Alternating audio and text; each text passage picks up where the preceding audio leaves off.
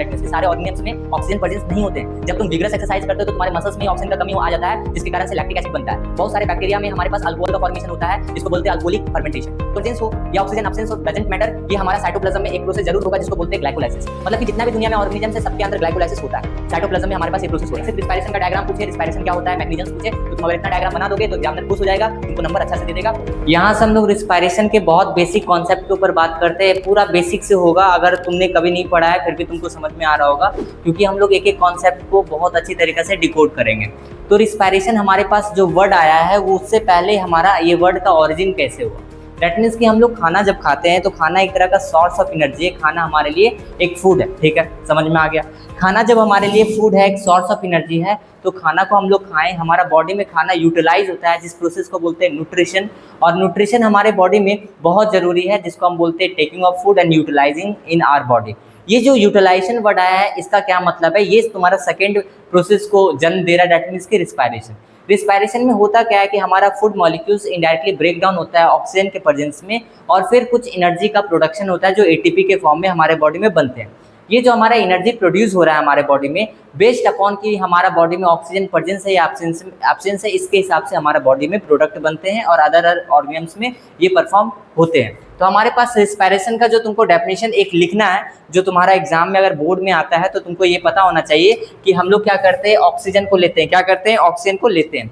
जब ऑक्सीजन को लेते हैं उसके बाद क्या करते हैं, हम अपने सेल्स, हमारा सेल्स दैट मीन्स कि हम लोग एयर से, एटमॉस्फेयर से एयर को लिए, और एयर को हम लोग जब लेते हैं तो एयर के अंदर बहुत सारे गैसेस होते हैं। जो एटमॉस्फेयर से हम लोग गैसेस को लेते हैं तो हमारा बॉडी क्या करेगा, लाया गैस को, लंग्स का ये एक तरह से मैंने स्ट्रक्चर बनाया है, एक सिंपल सा एल्वोलाई को दिखाया है।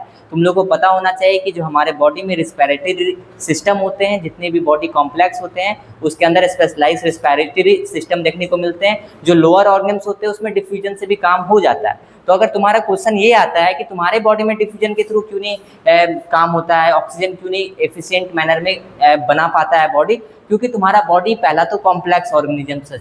तुम्हारे बॉडी में अलग अलग सेल्स, जो इंटरनल बॉडी के सेल्स है वो डायरेक्ट कांटेक्ट में नहीं है एनवायरनमेंट का, तो डायरेक्ट कांटेक्ट में नहीं है एनवायरनमेंट का, तो वो डायरेक्ट डिफ्यूजन से सारा हमारा काम नहीं हो पाएगा। इसीलिए हमारे बॉडी में स्पेशलाइज सिस्टम, रिस्पिरेटरी सिस्टम को बनाया गया।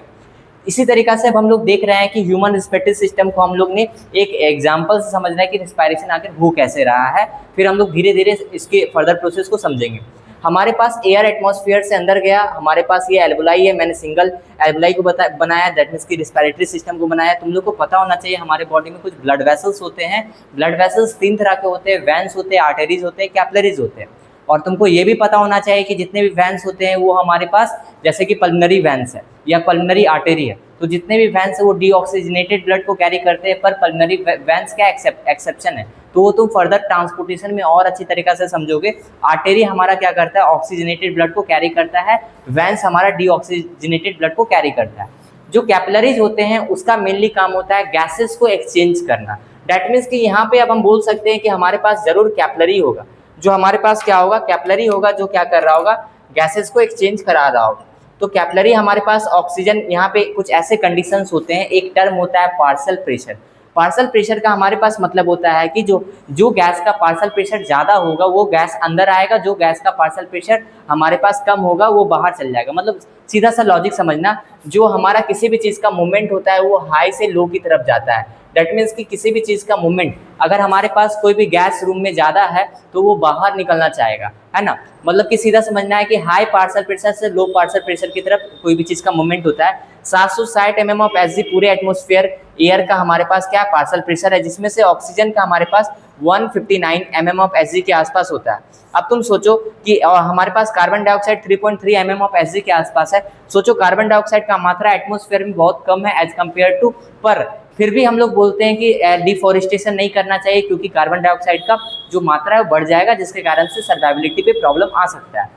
पॉइंट हमारे पास ये है कि हमारे पास जो गैसेस का एक्सचेंज हो रहा है वो सिर्फ पार्शियल प्रेशर पे डिपेंड कर रहा है, गैसेस के सॉल्युबिलिटी पे डिपेंड कर रहा है, और उसके बाद मेम्ब्रेन का थिकनेस पे डिपेंड कर रहा है। इसका क्या मतलब होता है हम लोग समझते हैं। सबसे पहले हमारे पास पॉइंट है कि हमारे पास पार्शियल प्रेशर, तो पार्शियल प्रेशर ऑक्सीजन का हमारे पास क्या है, एटमॉस्फेयर में भी ज़्यादा है, और ये जब अंदर आएगा तो एल्वोलाई में ज़्यादा ही होगा, ऑब्वियसली हमारा क्या, ये अंदर जाना चाहेगा। तुम लोग को पता है कि तुम्हारे पूरे बॉडी से कार्बन डाइऑक्साइड कहाँ जा रहे हैं, कैपिलरीज के पास जा रहा है, क्योंकि कार्बन डाइऑक्साइड हमारे बॉडी के लिए टॉक्सिक है, वो स्टोर नहीं हो सकते हैं। जब स्टोर नहीं हो सकते तो उसको बॉडी से बाहर निकलना होगा, जिसके कारण से वो कैपिलरीज में इतना ज़्यादा जमा हो जाएंगे कि उसको बाहर निकलना होगा। और पार्शियल प्रेशर जो कार्बन डाइऑक्साइड का होता है, तो याद तो नहीं करना है, पर याद रखना 45 mm ऑफ Hg और 40 mm ऑफ Hg के अंदर वैरी करते रहता है हमारे बॉडी के अंदर। दैट मीन्स कि सबसे हाईएस्ट पार्शियल प्रेशर जो डीऑक्सीजनेटेड ब्लड का होता है वो 45 mm ऑफ Hg होता है, और वो हमारे पास डीऑक्सीजनेटेड ब्लड में देखने को मिलता है। अब ध्यान से सुनो हम क्या बोल रहे हैं। हमने एयर को अंदर लिया, कैपिलरी से आया अंदर, अब क्या करेगा, ये हमारे पास ब्लड वेसल्स में ऑक्सीजन से जाके मिलेगा, और जब हमारा ब्लड से जाके मिलेगा, और ब्लड और ऑक्सीजन जब मिल रहा है तो बना रहा है ऑक्सीजनेटेड ब्लड। ऑक्सीजनेटेड ब्लड हमारा हार्ट में आया, हार्ट से हमारा ये हार्ट में आया, उसके बाद देखो ध्यान से देखो, हमारे पास हार्ट में आएगा, हार्ट से पंप होके ये हमारा ब्लड वेसल्स में आएगा। ब्लड वेसल्स बोलेगा सारे टिश्यूज के पास जाओ।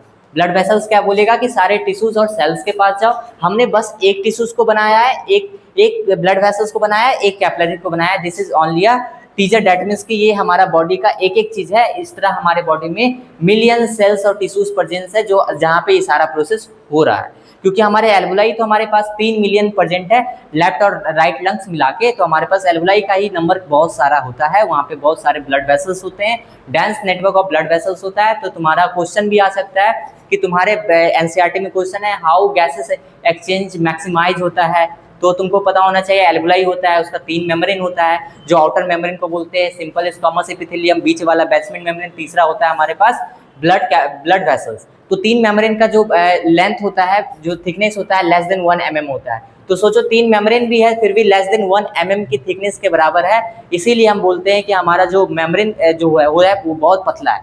तो पहला कंडीशन देखिए पार्शियल प्रेशर ऑक्सीजन का ज़्यादा था इसलिए वो अंदर आ गया, और कार्बन डाइऑक्साइड का जब बाहर इसलिए जा रहा है क्योंकि पार्शियल प्रेशर इस कंडीशन में हमारे बॉडी में ज़्यादा है कार्बन डाइऑक्साइड का, इसलिए वो बाहर निकलना चाहेगा। अब उसके बाद हमारे पास कंडीशन ये है कि ऑक्सीजन आया, टिश्यूज के पास ऑक्सीजन गया। तुमको पता होना चाहिए तुम्हारे टिश्यूज के पास सिंपल फॉर्म में ग्लूकोज ब्रेक डाउन होकर जाता है, और वो ग्लूकोज ब्रेक डाउन होगा, कार्बन डाइऑक्साइड बनाएगा, एटीपी बनाएगा, पानी बनाएगा। पानी तो तुम्हारे बॉडी के लिए उतना नुकसानदायक नहीं है, जो बन रहा है CO2 जो बन रहा है वो टॉक्सिक है, उसको बॉडी क्या करेगा, रिमूव करना चाहेगा। अब हम लोग देखते हैं कि आगे जो CO2 रिमूव हो रहा है, CO2 जो बन रहा है उसको रिमूव होना जरूरी है। वो क्या होगा, CO2 हमारा फिर से इसी माध्यम से क्या होगा, हमारे पास हार्ट पे ही जाएगा। हार्ट से जाने के बाद ये फिर से हमारे पास ब्लड वेसल्स में जाएगा, कैपिलरीज में जाएगा। तो ब्लड वेसल से हार्ट के पास गया, पता याद होना चाहिए, तुमने पढ़ा होगा वेना केवा क्या करता है, डीऑक्सीजनेटेड ब्लड को कैरी करता है और पल्मोनरी आर्टरी में भेजता है। पल्मोनरी आर्टरी हार्ट के पास लेके जाके वो फिर कैपिलरीज से लंग्स में भेज रहा है, लंग्स से वो एटमॉस्फेयर में चला जाएगा। तो पल्मोनरी आर्टरी, वेना केवा, दो नाम याद रखना। ट्रांसपोर्टेशन में हम डायग्राम बना के बताएंगे। अब हमारे पास क्या है, सेलुलर रेस्पिरेशन इसको बोलते हैं। तो सबसे पहले हमारे पास एयर अंदर आया, जहाँ पे एक्सपायरेशन हुआ, इंस्पायरेशन हुआ, मतलब सांस को लेना इंस्पायरेशन, सांस को छोड़ना एक्सपायरेशन। ये ए और बी प्रोसेस दोनों मिला के ब्रीदिंग बोलते हैं। ब्रीदिंग मतलब कि सांस लेना भी, सांस छोड़ना भी। वेंटिलेशन बोलते हैं, और रिस्पायरेशन हम लोग आगे इस पूरे प्रोसेस को रिस्पायरेशन भी बोलते हैं। अब हमारे पास क्या है, तो यहाँ पे तुम रिस्पायरेशन नहीं लिख सकते हो, वेंटिलेशन और ब्रीदिंग लिख सकते हो। अब हमारे पास क्या है, ये सारा प्रोसेस हुआ, यहाँ पे गैसेस का एक्सचेंज हो रहा है, इसलिए इसको एक्सटर्नल रिस्पायरेशन बोल रहे हैं। तो तुमसे डायरेक्ट क्वेश्चन आएगा कि एक्सटर्नल रिस्पायरेशन कहाँ होता है, कैपिलरीज और एल्वुलाई के बीच में होता है, दैट मीन्स कि लंग्स में होता है। फिर तुमसे पूछा जाएगा इंटरनल रिस्पायरेशन कहाँ पे हो रहा है, सेलुलर रिस्पिरेशन कहाँ पे हो रहा है, टिश्यूज के अंदर हो रहा है। अब हम लोग देख रहे हैं कि ऑक्सीजन प्रेजेंस है या एब्सेंस है, उसके बेसिस पे हमारे बॉडी में अलग अलग जगह पे एनर्जी बन रहा है। तुमको पता होना चाहिए कि प्रेजेंस ऑफ ऑक्सीजन और एब्सेंस ऑफ ऑक्सीजन के बेसिस पे हमारा जो अंदर का प्रोसेस होता है, दैट मीन्स कि सारे ऑर्गेनिजम्स में ऑक्सीजन प्रेजेंस नहीं होते हैं। जब तुम विग्रस एक्सरसाइज करते हो तो तुम्हारे मसल्स में ऑक्सीजन का कमी आ जाता है, जिसके कारण से लैक्टिक एसिड बनता है। बहुत सारे बैक्टीरिया में हमारे पास अल्कोहल का फॉर्मेशन होता है, जिसको बोलते हैं अल्कोहलिक फर्मेंटेशन।